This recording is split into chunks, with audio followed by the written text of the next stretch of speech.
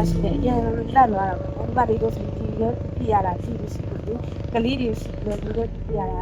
ဒီခက်ကုန်းနဲ့ခက်ကုန်းနဲ့ဒီကုန်းပြအောင်ဒီထဲမှာနစ်ပြီးတော့အတူသွားလို့မရတော့ဖြစ်တယ်အမေနဲ့ပြရလဲစင်ပေါ်မှာကြံခဲ့တယ်အိမ်ပြင်ကြတဲ့အချိန်မှာကော်ဖီရတော့ဒီကအဲ့တော့မနေဘူးကွာပြတ်ထုတ်ကြတယ်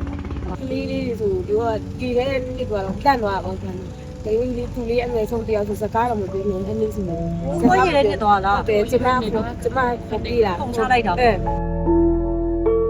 စိတ်ချမ်းသာဆိုတော့ဟောပါ။ကိုမနေစရာအိမ်လည်းမရှိတော့ဘူးဆိုတော့စိတ်တက်ကြအောင်နော်။စိတ်အငယ်ပြီးတယ်။ကိုမနေဖို့အိမ်လည်းမရှိတော့ဘူး။အဲ့လိုမျိုးဟိုကလန့်နေပေါ့နော်။အိမ်လည်းမရှိတော့ဘူး။သူကလည်းကိုအိမ်ကြီးလည်းပြန်မရဘူး။ပြန်ရရောပြန်ပြီးပြရအောင်နော်ပါ။ဟိုပြေးတာဟိုမကုန်းနေမနဲ့ကလေးရောလူကြီးရောကြီးရောနိုင်တိုက်ပြီးတော့နစ်နေတာပေါ့နော်အပေါ်မှာကလေးအနေစားနည်းနည်းပြန်ပြီးတော့ဟိုပြန်ချစ်ပြီးရတာပေါ့နော်အခုမျိုးရှိရနားလေးတစ်ခေါက်လေးမျိုးစီးနေတာပေါ့အကုန်ဆန့်နေဝင်တယ်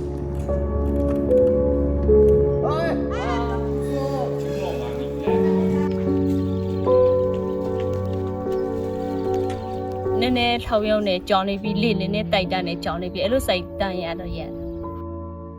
အိမ်လူရှင်တဲ့တရွာလုံးအတွက်ကြတော့ရီတန်ပေါ့ရီတန်လို့ရှင်နောက်ပြီးတော့အခုဒီငရင်ဘေးနဲ့ပတ်သက်ပြီးတော့မှပျက်စီးသွားတဲ့အိုးအိမ်တွေကိုအကုန်လုံးကျေးဇူးတင်တယ်အဲ့လိုပဲပြန်ပြောပေးပါနော်